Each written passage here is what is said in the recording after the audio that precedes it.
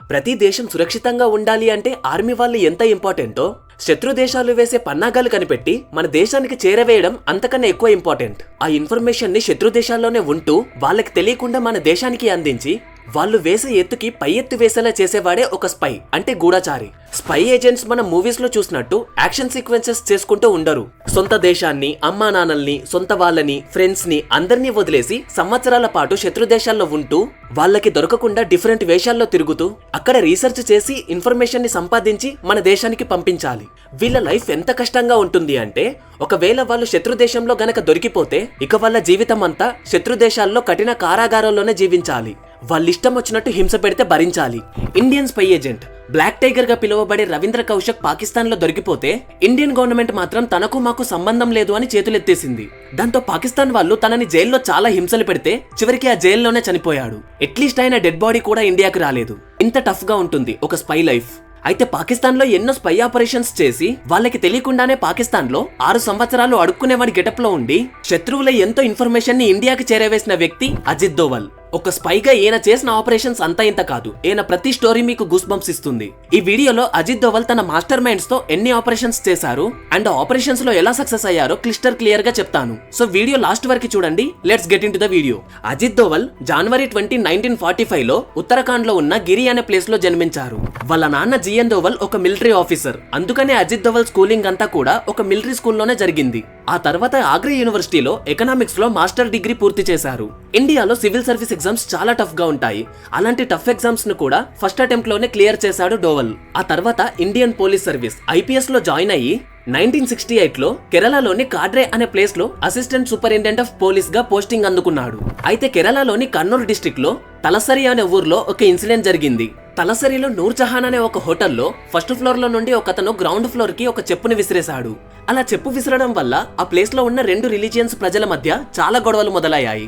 ఆ గొడవలు దాదాపు వారం రోజుల పాటు అలానే కంటిన్యూ అయ్యాయి. ఒక రిలీజియన్ వాళ్ళ షాప్స్ ని ఇంకొక రిలీజియన్ వాళ్ళు ధ్వంసం చేస్తున్నారు. ఎవరైనా ఆఫీసర్స్ మధ్యలోకి ఆపుదామని వెళ్తే వాళ్ళని కూడా కొడుతున్నారు. దీనివల్ల చాలా మంది పోలీసులు కనీసం లోపలికి వెళ్లడానికి కూడా భయపడ్డారు. ఆ టైంలో కేరళలో కాంగ్రెస్ గవర్నమెంట్ పవర్ లో ఉంది. సో కేరళ గవర్నమెంట్ ఎలా అయినా సరే ఈ గొడవల్ని ఆపేయాలి. అప్పుడు కేరళ హోమ్ మినిస్టర్ అయిన కరుణాకరన్ అందరూ ఆఫీసర్స్ తో ఒక మీటింగ్ పెట్టాడు. అందులో ఈ గొడవల్ని ఆపగలిగే వ్యక్తి ఎవరైనా ఉన్నారా అని అడిగారు. దాంతో ఒక ఆఫీసర్ అజిత్ దోవల్ పేరు సజెస్ట్ చేశారు. తన రికార్డ్స్ అన్ని చూపించారు. So home minister Ajit Doval ని 2 జాన్ 1972 లో కాడ్రే నుండి తలసరికి ట్రాన్స్ఫర్ చేయించారు. ఇప్పుడు ఆ గొడవల్ని ఆపాల్సిన బాధ్యత అజిత్ దోవల్దే. ఈ గొడవల్ని ఆపడానికి Ajit Doval strategic intelligence gathering అనే ఒక టెక్నిక్ ని యూజ్ చేశారు. అందులో భాగంగా ఎవరిని ఏమీ అనకుండా సైలెంట్ గా అబ్జర్వ్ చేసి అసలు ఈ 2 రిలీజియన్స్ యొక్క లీడర్స్ ఎవరో కనిపెట్టారు. వాళ్ళిద్దరిని పట్టుకొని ఒక మీటింగ్ అరేంజ్ చేసి ఏం జరిగిందో తెలుసుకున్నాడు. అలా వాళ్ళని కాంప్రమైజ్ చేసి ఆ గొడవను పూర్తిగా ఆపేశాడు. అలా ఏం చేసినా తగ్గని గొడవ అజిత్ దోవల్ కేవలం 1 వీక్ లోనే సాల్వ్ చేశాడు. ఇక ఈ టైంలోనే అజిత్ దోవల్ చాలా ఫేమస్ అయ్యాడు. తన పేరు ఇండియా మొత్తం వినిపించింది. అలానే అప్పటి ప్రైమ్ మినిస్టర్ అయిన ఇందిరాగాంధీ గారికి కూడా అజిత్ దోవల్ గురించి తెలిసింది. సో ఇంకేముంది, ఇందిరాగాంధీ గారి ఆర్డర్స్ వల్ల దోవల్ గారు కేరళ నుండి ఢిల్లీకి ట్రాన్స్ఫర్ అయ్యారు. మన ఇండియాని టెర్రరిస్ట్ అటాక్స్ నుండి కాపాడడానికి రా research and analysis wing and IB intellectual bureau అని ఉంటాయి. ఇక 1972 లో అజిత్ దోవల్ ని ఇంటెలెక్చువల్ బ్యూరోలో వేశారు. ఇందులో చాలా తెలివైన వాళ్ళని మాత్రమే వేస్తారు. ఐబీలో జాయిన్ అయిన కొన్ని రోజులకే ఆయనకి అరుణి దోవల్ తో పెళ్లి జరిగింది. వాళ్ళకి 2 కొడుకులు కూడా పుట్టారు. అండ్ అలాగే అప్పటి నుండి 30 సంవత్సరాల వరకు అజిత్ దోవల్ ఐబీలోనే పనిచేశారు. 1972 నుండి 1978 వరకు మిజోరాం అండ్ అస్సాంలో జరిగిన గొడవల్ని అజిత్ దోవల్ గారు తన మాస్టర్ మైండ్ తో సాల్వ్ చేశారు. 1978 లో ఆయన ఒక మేజర్ మిషన్ లో ఇన్వాల్వ్ అయ్యారు. అదే పాకిస్తాన్ కి ఒక గూఢచారిలాగా వెళ్లడం. ఇక్కడి నుండే ఆయన అసలు కథ మొదలవుతుంది. ప్రపంచ యుద్ధాలు ముగిసిన తర్వాత అన్ని పెద్ద కంట్రీస్ న్యూక్లియర్ బాంబ్స్ అంటే ఆటం బాంబ్స్ ని తయారు చేసే పని పెట్టుకున్నాయి. ఈ క్రమంలోనే 1978 లో ఇండియా కూడా న్యూక్లియర్ టెస్టులు చేసింది. ఇక ఆ టైంలోనే పాకిస్తాన్ కూడా న్యూక్లియర్ టెస్టులు చేద్దాము అని ఫ్రాన్స్ అండ్ చైనాతో మీటింగ్స్ పెట్టుకుంది. మొదట్లో ఫ్రాన్స్ పాకిస్తాన్ కి హెల్ప్ చేయడానికి ఒప్పుకున్నా కొన్ని కారణాల వల్ల తర్వాత వాళ్ళు హ్యాండ్ ఇచ్చారు. బట్ చైనా మాత్రం న్యూక్లియర్ టెస్ట్ కోసం పాకిస్తాన్ కి హెల్ప్ చేస్తాను అని అంది. ఈ విషయం ఇందిరాగాంధీకి తెలుస్తుంది. అయితే ఒకవేళ పాకిస్తాన్ దగ్గర కనుక న్యూక్లియర్ వెపన్ ఉంటే అది ఇండియాకి ఎప్పటికైనా ప్రమాదమే అని వాళ్ళు చేసే ఆ న్యూక్లియర్ టెస్ట్ పై ఒక కన్ను వేసి ఉంచాలి అని అనుకుంది. అనుకున్నట్టుగానే రా అండ్ ఐబీ వాళ్ళతో ఇందిరాగాంధీ మీటింగ్ పెట్టింది.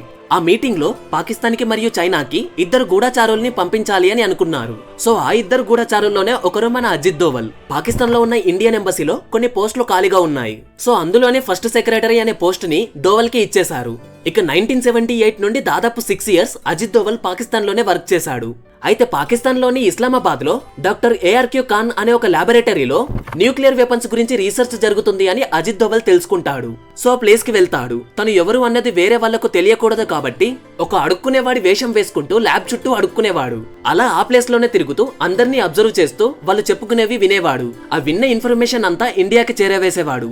అయితే ఈ మిషన్ లో భాగంగా అడుక్కునేవాడి గెటప్ లో ఉన్నప్పుడు దాదాపు 2 టైమ్స్ పాకిస్తాన్ వాళ్ళకి దొరికిపోయాడు కూడా. ఒకసారి ఒక వ్యక్తి నీ డూప్లికేట్ గడ్డం ఊడిపోతుందో చూసుకో అని చెప్పి వెళ్ళాడంట. ఎలానో ఒకలాగా కవర్ చేసుకునేవాడు దోవల్. తను పాకిస్తాన్ లో ఉన్నప్పుడు పంజాబ్ లో కొందరు మాకు సపరేట్ గా ఖలిస్తాన్ అనే ఒక స్టేట్ కావాలి అని గొడవలు చేస్తున్నారు. అయితే ఇందిరాగాంధీ ఆపరేషన్ బ్లూ స్టార్ ని మొదలు పెట్టింది. అసలు ఈ ఇన్సిడెంట్ లో గనక దోవల్ గారు లేకపోయి ఉంటే ఎన్నో అనర్థాలు జరిగేవి. అయితే ఖలిస్తాన్ అనే సపరేట్ స్టేట్ కావాలి అని కొంతమంది ఒక గ్రూప్ లాగా ఫామ్ అయ్యారు.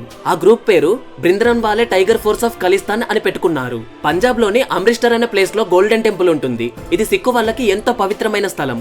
అయితే ఖలిస్తాన్ ఫోర్స్ వాళ్ళు పంజాబ్ లో బయట గనక తిరిగితే ఇండియన్ ఆర్మీ వాళ్ళు వాళ్ళని చంపేస్తున్నారు. అందుకే వాళ్ళు ఒక ప్లాన్ వేశారు. గోల్డెన్ టెంపుల్ లో గనక దాక్కుంటే ఆర్మీ వాళ్ళు లోపలికి రాలేరు అని అనుకున్నారు. సో వీళ్ళంతా గోల్డెన్ టెంపుల్ లో ఉన్న రూమ్ నెంబర్ 14 లో దాక్కున్నారు. అప్పుడు ఇందిరాగాంధీ ఆపరేషన్ కోసం దోవల్ ని పాకిస్తాన్ నుండి పంజాబ్ కి రప్పించింది. గోల్డెన్ టెంపుల్ చుట్టూ సిఆర్పిఎఫ్ వాళ్ళు రౌండ్ ఆఫ్ చేశారు. అప్పుడే అజిత్ దోవల్ ఒక ప్లాన్ వేశాడు. తను ఒక రిక్షావాని వేషం వేసుకుని టెంపుల్ లోపలికి వెళ్తాడు. అక్కడ లోపల ఉన్న ఖలిస్తాన్ ఫోర్స్ వాళ్ళకి తను ఒక పాకిస్తాన్ కి చెందిన వాడిగా అండ్ ఈవెన్ వీళ్ళకి సపోర్ట్ గా ఐఎస్ఐఎస్ ఉగ్రవాద సంస్థ దొంగతనంగా ఇతన్ని పంపించినట్టుగా వాళ్ళకు పరిచయం అవుతాడు. ఒక 2 డేస్ లోనే ఖలిస్తాన్ ఫోర్స్ వాళ్ళకి చాలా దగ్గరవాడవుతాడు. అలా వాళ్ళకి దొంగతనంగా ఫుడ్ సప్లై కూడా చేసేవాడు.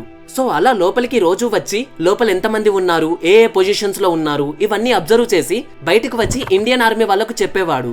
అండ్ అలాగే ఇతను మళ్ళీ లోపలికి వెళ్లి ఖలిస్తాన్ ఫోర్స్ వాళ్ళకి కూడా ఇండియన్ ఆర్మీ వాళ్ళు ఏ పొజిషన్స్ లో ఉన్నారో చెప్పేవాడు.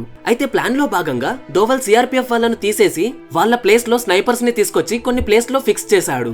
వాటర్ కోసం ఒకసారి ఖలిస్తాన్ లీడర్ ఒక అతను రూమ్ నుండి బయటకు వచ్చాక అతన్ని షూట్ చేసి చంపేశారు.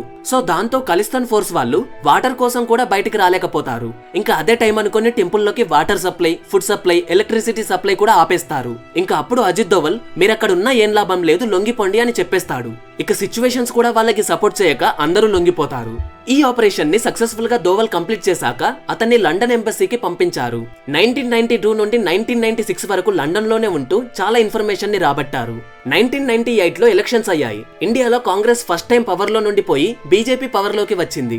అప్పుడు దోవల్ గారు బీజేపీ లీడర్ అయిన ఎల్కే అద్వానీ గారితో చాలా క్లోజ్ గా మూవ్ అయ్యేవారు. అండ్ బీజేపీ పవర్ లో ఉన్న టైంలోనే కొన్ని పాలిటిక్స్ లో కూడా దోవల్ గారు ఇరుక్కున్నారు. ఆ తర్వాత మళ్ళీ అజిత్ దోవల్ గారు తన మైండ్ కి పని చెప్పే ఒక ఇన్సిడెంట్ వచ్చింది.